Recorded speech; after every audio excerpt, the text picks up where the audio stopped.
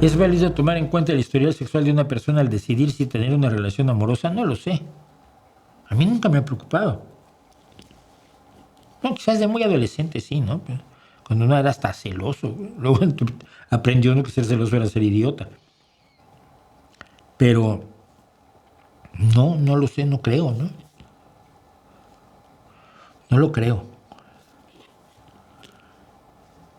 Pero es una opinión absolutamente personal. Porque además ninguna persona te va a contar todo su historial sexual. Ni lo esperes, ni lo creas, ni lo sueñes. Porque tú no contarías el tuyo. Por eso se llama intimidad también a la vida sexual que una persona tiene. Pero no, lo que pasó ayer, cuando quieres construir el mañana, no creo que te debas llevar el hígado a las muelas por eso, ¿no? Creo yo.